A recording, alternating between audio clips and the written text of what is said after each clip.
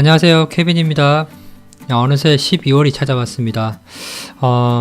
육아를 병행을 하다 보니 업데이트가 많이 늦어지고 있는데요. 감기까지 겹쳐서 조금 더 늦게 찾아뵙게 되었습니다. 마음은 자주 찾아뵙고 싶지만 그래도 저희 아기가 우선이니 짬나는 틈틈이 강의를 진행해 보도록 하겠습니다. 자, 이번 시간은 개발자 로드맵 이야기 시리즈 그 5번째 시간인데요. 지난 시간에는 jQuery를 투두 애플리케이션에 적용을 해보았는데요. 이번 시간에는 다시 백엔드 쪽 기술을 살펴보도록 하겠습니다. 자, 드디어 스프링 프레임워크에 대해서 살펴볼 시간입니다. 참새가 방앗간을 그냥 지나치지 않는다는 속담이 있죠. 마찬가지로 자바 개발자라면 스프링 프레임워크를 그냥 지나쳐서는 안 된다고 생각을 합니다. 자바 개발자라면 반드시 익혀야 되는 기술이 바로 스프링 프레임워크인데요. 왜 스프링 프레임워크가 필요한지에 대해서 이번 시간에 간략하게 설명을 드리겠지만 현실적으로 와닿지 않을 수도 있습니다. 하지만 실제로 현업에서 자바 개발을 진행해 보시면 왜 개발자들이 스프링 프레임워크에 대해서 입이 닳도록 얘기를 하는지 언젠가는 아실 수 있을 겁니다. 아무튼 반드시 알아야 되는 기술이라는 사실을 잊지 마시고 지금부터 스프링에 대해서 짧은 이야기를 시작해 보도록 하겠습니다. 그럼 스프링 속으로 들어가 보실까요? 자, 그럼 스프링 프레임워크에 대해서 간략하게 설명을 드리도록 하겠습니다. 스프링 프레임워크는 프레임워크입니다. 프레임워크라는 것은 실제로 많은 기능들을 제공을 해주죠. 개발자가 직접 어떤 설정을 한다거나 특정한 기능들을 구현할 필요 없이 스프링 프레임워크에서 많은 기능들을 제공을 해주고 개발자들은 이것들을 그대로 가져다 쓰면서 비즈니스 로직을 개발하는 데만 집중을 할 수 있게 해줍니다.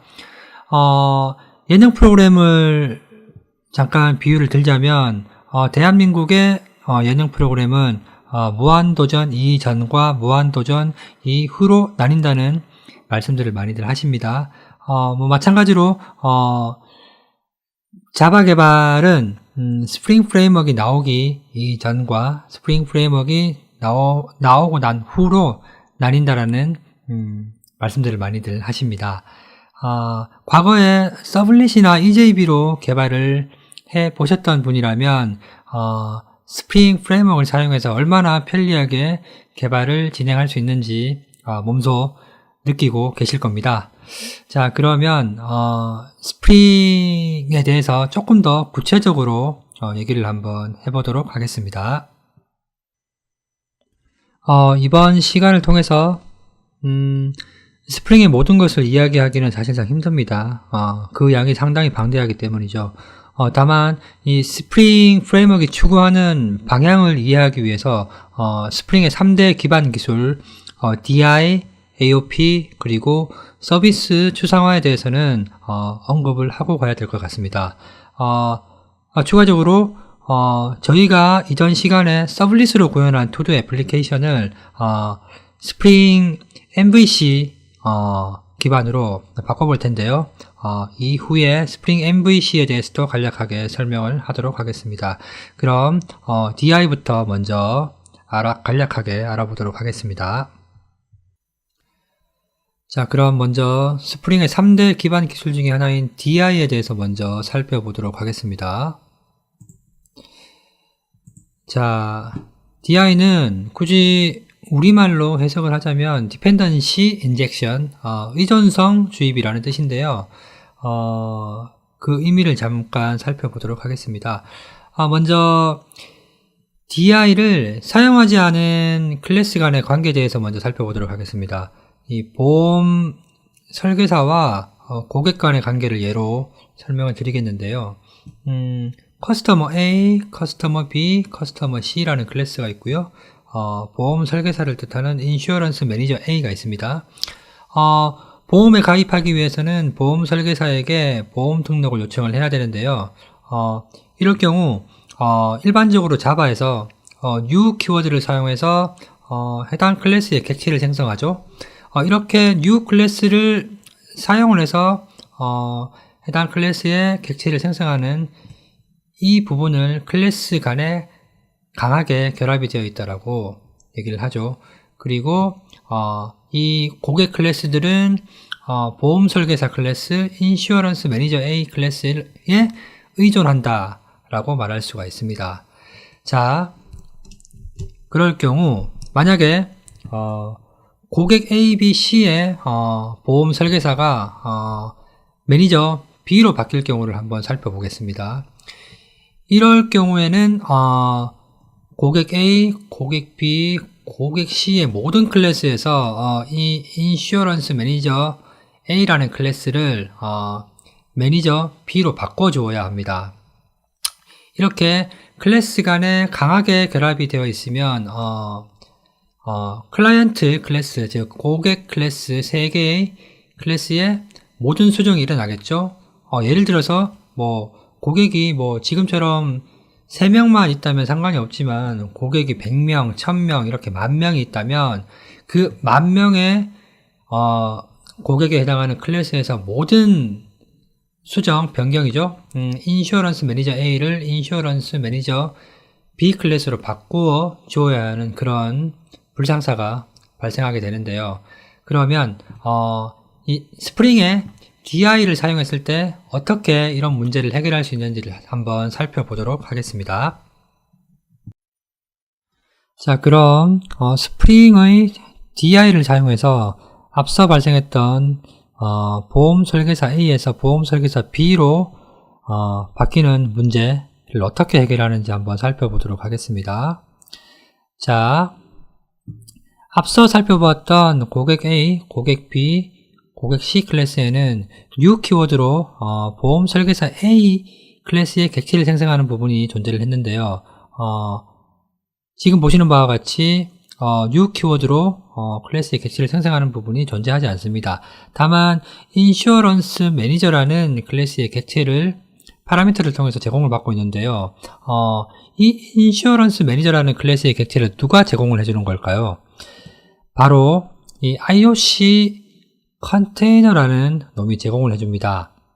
이 IOC 컨테이너는 스프링 애플리케이션이 구동을 할 때 스프링 애플리케이션에서 사용되는 대부분의 클래스들의 객체를 미리 사전에 생성을 해서 필요한 곳에 적재적소에 제공을 해주게 됩니다. 자, 인슈어런스 매니저 A 클래스의 객체를 미리 IOC 컨테이너가 생성을 해주었다가 제공을 해주게 되죠. 자, 이럴 경우에는 어떤 이점이 있을까요? 자, 예를 들어서 고객 A, B, C 클래스에서 보험 설계사 A가 보험 설계사 B로 바뀔 경우를 한번 살펴보겠습니다. 앞선 예에서는 new 키워드를 사용해서 강하게 결합이 되어 있기 때문에 보험 설계사 A에서 보험 설계사 B로 바뀔 경우 모든 고객 클래스에서 보험 설계사 A에서 보험 설계사 B로 바꿔줘야 되는 그런 수정이 일어나게 되죠. 하지만 스프링의 DI를 사용할 경우에는 IOC 컨테이너 내에서 인슈어런스 매니저 A의 A 클래스의 객체를 인슈어런스 매니저 B로 단 한 번만 바꿔주면 이 문제를 해결할 수 있습니다. 자, 스프링의 DI를 사용했을 경우 어떤 이점이 있는지 이해가 되셨나요? 이 스프링의 DI 기술은 이 스프링 프레임워크의 대부분의 곳에서 사용이 되는 아주 중요한 기술이기 때문에 이 DI 기술은 반드시 개념을 이해하고 넘어가야 되는 아주 중요한 기술입니다. 자, 그럼 스프링의 3대 기반 기술 중에 하나인 AOP에 대해서 한번 알아보도록 하겠습니다. AOP는 Aspect Oriented Programming의 약자이고요.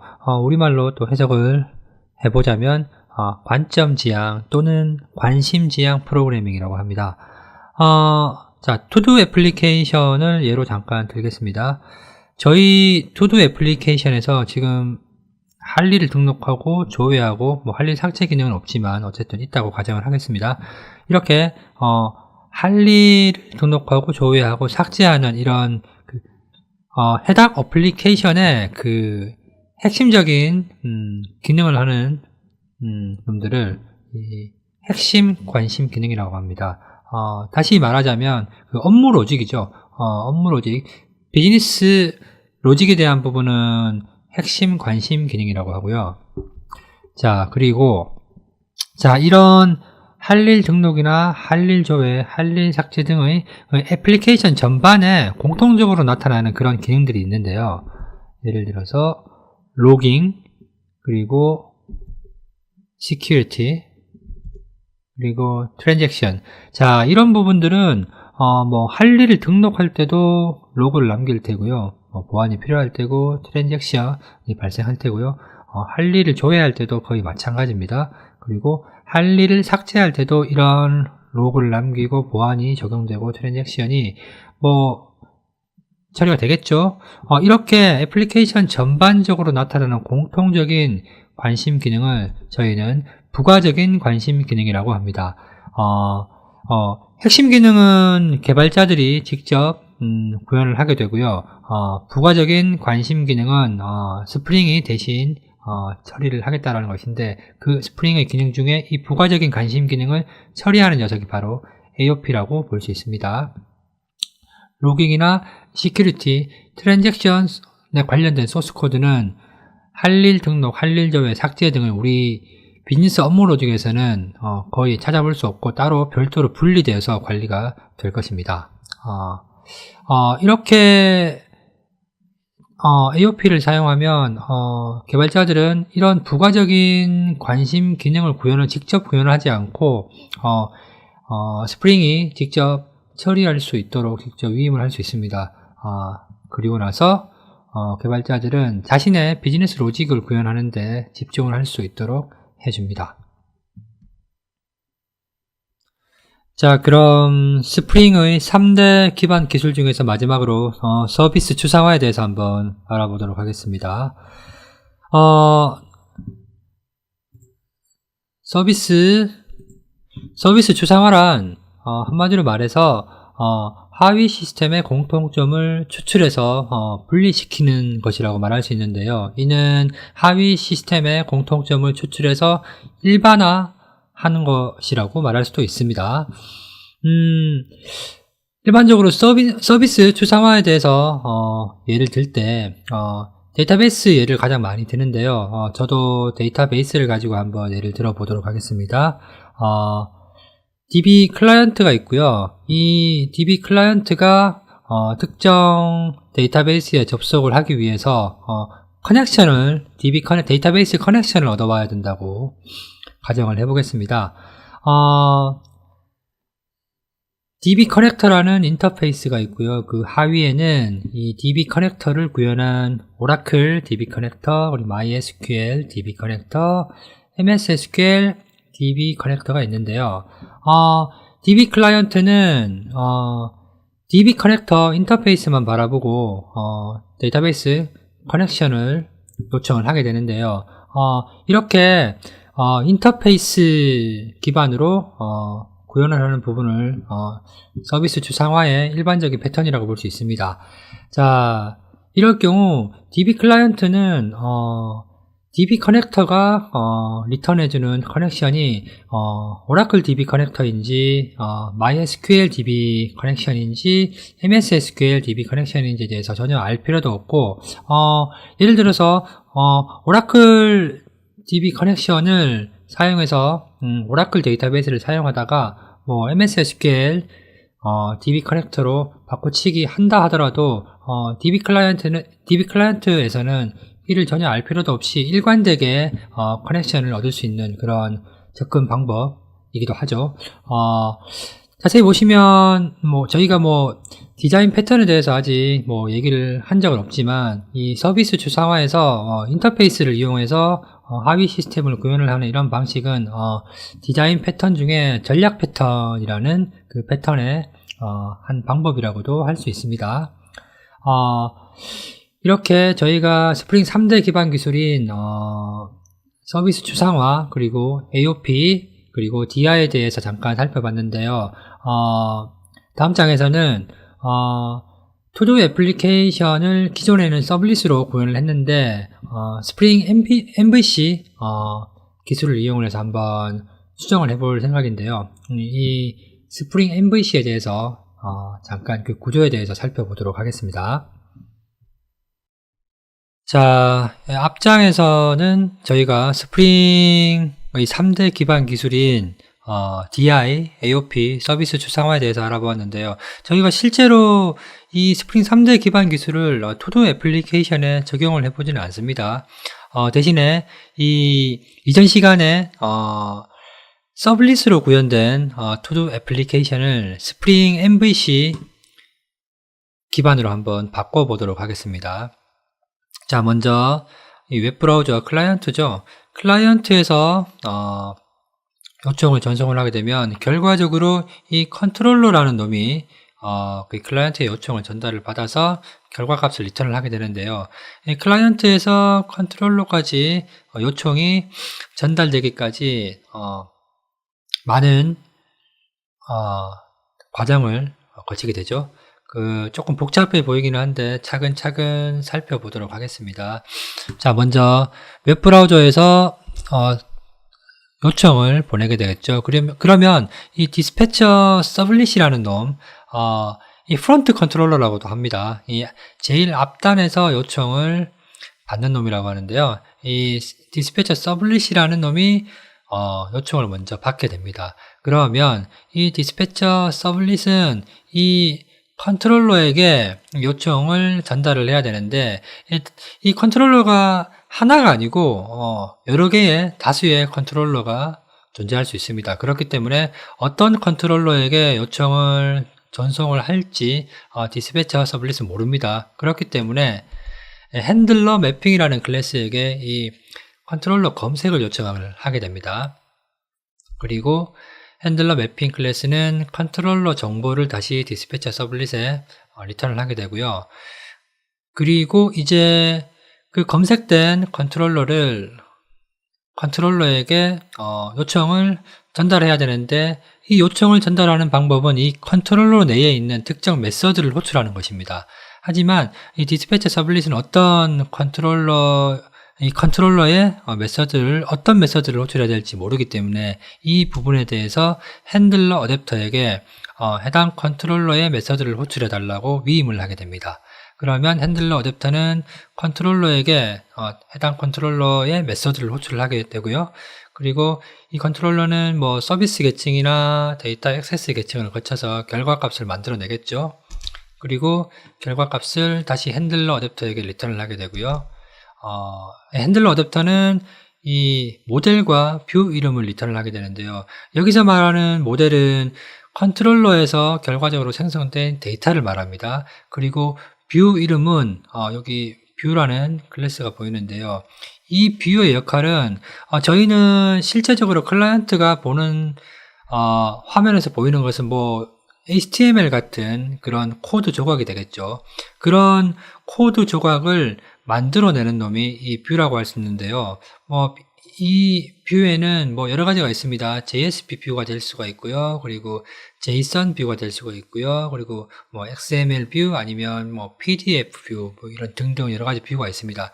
하지만 뭐 이 뷰 이름이라는 것을 리턴을 하게 되면 디스패처 서블릿은 이 뷰 리졸버에게 아까 앞에서 말씀드렸던 여러 가지 뷰 중에 특정 뷰에 대한 검색을 요청을 하게 되겠죠.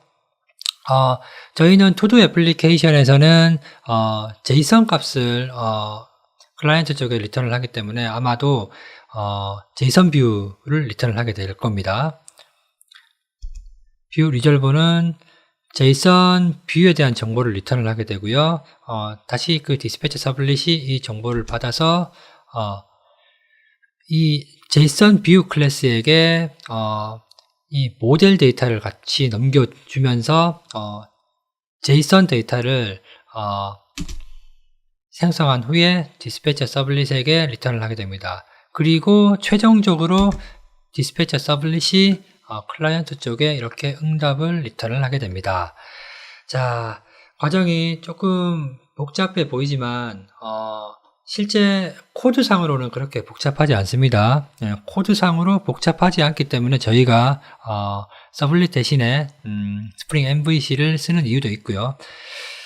자, 그러면 투두 애플리케이션을 서블릿으로 되어 있는 투두 애플리케이션의 코드를 스프링 MVC 코드로 바꾼 소스 코드를 한번 직접 살펴보도록 하겠습니다. 자, 그럼 스프링 MVC 기반의 투두 애플리케이션 프로젝트를 한번 살펴보도록 하겠습니다. 스프링 MVC 기반의 투두 애플리케이션은 크게 세 가지 설정으로 나뉘는데요. 이 첫 번째가 메이븐 기반의 라이브러리 설정입니다. 메이븐은 어떤 애플리케이션의 빌드 그리고 라이브러리 등을 관리해주는 오픈소스 소프트웨어인데요. 저희 강의는 메이븐에 대한 강의가 아니기 때문에 구체적인 내용에 대한 설명은 생략하도록 하겠습니다. 어쨌든 이 스프링 MVC 기반의 애플리케이션을 사용하기 위해서 보시면은 이쪽에 필요한 라이브러리들을 설정을 하게 되는데요. 스프링과 관련된 이런 라이브러리 설정이 보이게 됩니다. 자, 그리고 두 번째는 web.xml이죠. web.xml은 저희가 이전 시간에 만들어 보았던 서블릿 기반의 투두 애플리케이션에서도 web.xml 설정이 있습니다. 이 기존의 web.xml을 스프링 MVC 기반의 설정으로 바꿔 놓은 것입니다. 그리고 디스패처 서블릿이라는 설정이 있는데요. 앞서 스프링 MVC의 동작 원리에서도 말씀드렸지만 디스패처 서블릿은 클라이언트 쪽에서 들어오는 요청을 제일 앞단에서 처리하는 프론트 컨트롤러라고 볼 수 있습니다. 자, web.xml에서는 기본적으로 좀 많은 설정들이 있죠. 보시면은 애플리케이션 컨텍스트라는 설정 파일을 로드를 하게 되고요. 그리고 컨텍스트 로더 리스너라는 클래스를 설정을 하게 됩니다. 그리고 보시면 앞 말씀드렸던 디스패처 서블릿이 있죠. 그리고 이 디스패처 서블릿이라는 이 설정 파일은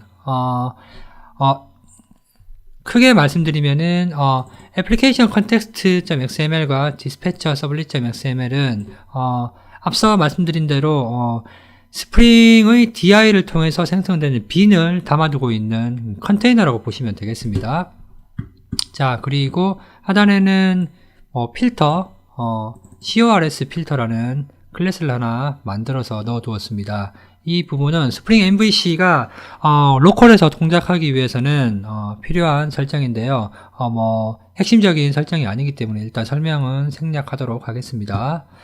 그리고 디스패처 서블릿에서는 이런 MVC 어노테이션 드리븐이라는 태그를 사용해서 자동으로 웹의 요청을 받고 응답을 보낼 수 있는 이런 설정을 하게 되는데요. 보시면 저희는 요 뷰 리졸버라는 클래스도 보이는데요. 스프링 MVC의 디폴트 뷰 리졸버는 인터널 리소스 뷰 리졸버라고 해서 JSP 템플릿을 사용해서 응답으로 만들어주는 리졸버인데요. 저희는 JSON 기반의 데이터를 응답으로 리턴을 하기 때문에 이 internal resource view resolver는 사용을 하지 않습니다. 설명을 위해서 잠시 포함을 시켰고요. 저희는 JSON 기반의 응답 데이터를 리턴 값으로 보내주는데 그 JSON 데이터를 만들어주는 녀석이 mapping JSON to HTTP 메시지 컨버터라는 놈이 만들어주게 됩니다. 자, 어쨌든 이제 코드를 한번 비교를 한번 해보겠습니다. 이전에 서블릿 기반으로 만들었던 투두 애플리케이션과 스프링 MVC 기반의 투두 애플리케이션의 코드를 한번 비교해서 살펴보도록 하겠습니다. 자, 좌측에 있는 것이 서블릿 기반의 투두 애플리케이션의 코드이고요. 우측에 있는 것이 스프링 MVC 기반의 투두 애플리케이션 코드라고 볼 수 있는데요. 자, 한번 보십시오. 서블릿 기반에서 포스트 요청은 toPost라는 메서드가 받게 되고 get 요청은 get이라는 메서드가 요청을 받게 되는데요. 스프링에서는 두 가지 메서드가 있습니다. todo ajax, todo list ajax라는 두 가지 메서드를 정의하고 post 요청일 때는 todo ajax 메서드가 받게 되고요. 그리고 get 요청일 때는 todo list ajax 메서드가 요청을 받게 되는데, 얼핏 봐도 소스 코드 양을 보시더라도 엄청 차이가 많이 나죠. 그리고 되게 간결하게 서블릿 기반 같은 경우에는 이런 캐릭터 셋의 설정이나 이런 것들을 직접 설정을 해줘야 되는데, 스프링에는 그런 내용들이 없습니다. 단순히 할 일을 리스트에 추가를 하고 그 추가된 리스트를 응답으로 반환하는 핵심 기능만 들어가 있죠. 자, 그리고 JSON 응답으로 반환을 하기 위해서는 이 JSON이라는 클래스를 이용을 해서 직접 JSON 응답 데이터를 만들어 줘야 했는데요. 스프링은 그런 내용이 없습니다. 단순히 response body라는 애노테이션 하나만으로 그 모든 것을 처리를 할 수 있게 됩니다. 자, 보시는 바와 같이 스프링은 소스 코드도 아주 간결해지고 개발자가 비즈니스 로직에 집중할 수 있도록 부가적인 어떤 일들을 스프링 프레임워크에서 대신 처리를 해주게 됩니다. 자, 어쨌든 향후에는 서블릿 기반의 애플리케이션은 거의 없어지고요. 스프링 MVC 기반의 웹 애플리케이션으로 처리할 수 있도록 그런 대세가 되죠. 자, 그럼 다섯 번째 투두 애플리케이션에 선정된 기술을 자바 개발자 로드맵에 추가를 해 보았습니다. 스프링 프레임워크이죠. 스프링 프레임워크라는 기술을 로드맵에 추가를 했는데요. 스프링 프레임워크는 몇 번을 강조해도 지나치지 않을 만큼 중요한 기술입니다. 그렇기 때문에 향후에 자바 개발자가 더 좋은 개발자가 되기 위해서는 반드시 알아야 될 기술이라고 말씀을 드릴 수 있겠습니다. 자, 이번 시간에는 스프링 프레임워크에 대해서 한번 살펴보았는데요. 강의 내용이 조금 길어졌죠. 강의 내용이 길어진 이유는 그만큼 중요한 기술이기 때문에 조금 상세하게 설명을 하기 위해서 길어졌습니다. 자, 어쨌든 다음 시간에는 스프링 붓이라는 놈에 대해서 한번 살펴볼 건데요. 저희가 스프링 MVC 기반의 투두 애플리케이션을 구성을 해보았는데, 사실 이 스프링 MVC 기반의 설정 자체가 너무 복잡합니다. 개발자들이 스프링 기술 자체를 사용하는 데는 아주 편리하다라고 생각하는 것은 큰 의견이 없는데, 스프링 MVC 기반의 이런 설정 자체가 복잡하기 때문에 초기에 진입하는데 조금 어려움이 있었던 게 사실입니다. 아마 그 설정상의 어려움을 해결할 수 있는 놈이 바로 스프링 붓인데요. 다음 시간에 상세하게 살펴보도록 하겠습니다. 자, 저희 컨텐츠는 IT 빌리지 블로그에서도 확인을 하실 수 있습니다. itvillage.tstory.com으로 오시면 더욱더 상세한 내용을 확인하실 수 있겠습니다. 날씨도 점점 추워지고 있고 올 한 해가 며칠 안 남았죠. 한 해 마무리들 잘 하시고, 저는 아마 새해에 2019년도 새해에 다시 찾아뵐 것 같습니다. 그때 다시 뵙도록 하겠습니다. 감사합니다.